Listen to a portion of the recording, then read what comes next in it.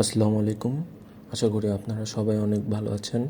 Monitor আনবক্সিংয়ের এই ভিডিওটিতে আপনাদেরকে স্বাগতম।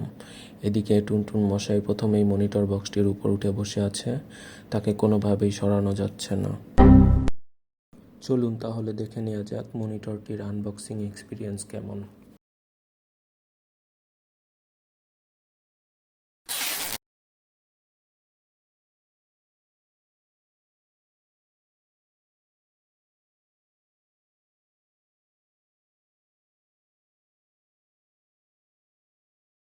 আনবক্সিংয়ের শুরুতেই পেয়ে যাচ্ছি এর বেস প্লেটটি, সাথে আছে স্ট্যান্ড নেক।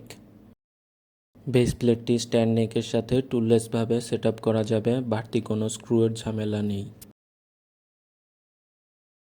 আমার হাতে আছে পাওয়ার কর্ড, HDMI কেবল,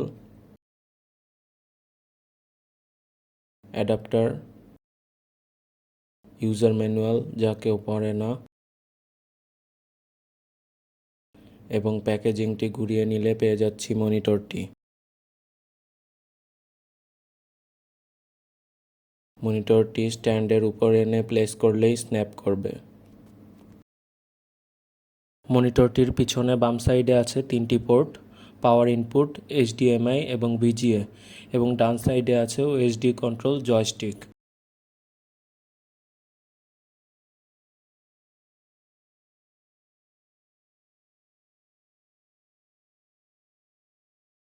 চলুন এক নজরে দেখে নেওয়া যাক MSI Pro MP251L-E2 মনিটরটির স্পেসিফিকেশনস।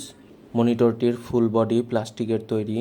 এটি একটি 24.5 ইঞ্চ IPS প্যানেলের ডিসপ্লে, যার রেজুলেশন 1920x1080p। এটি একটি 120 হার্টসের প্যানেল, যার response time 1 ms MPRT 4 ms GTG।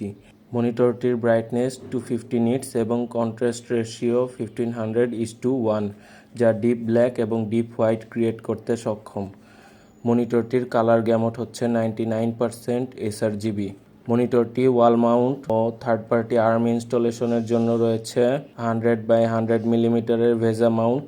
মনিটরটিতে আছে adaptive sync, EyesErgo technology, anti flickerless blue light এবং অ্যান্টি গ্লেয়ার, এবং মনিটরটির ওয়েট সর্বোচ্চ 2.84 কেজি। ওএসডি সেটিংসে মোড রয়েছে 7টি: eco, user, sRGB, anti blue, movie, office, black white. আপনারা চাইলে MSI এর অফিসিয়াল ওয়েবসাইট থেকে MSI ডিসপ্লে কিট নামের অ্যাপটি ডাউনলোড করে মনিটরের জন্য ব্যবহার করা যেতে পারে। তাহলে আসা যাক মনিটরটি কাদের জন্য।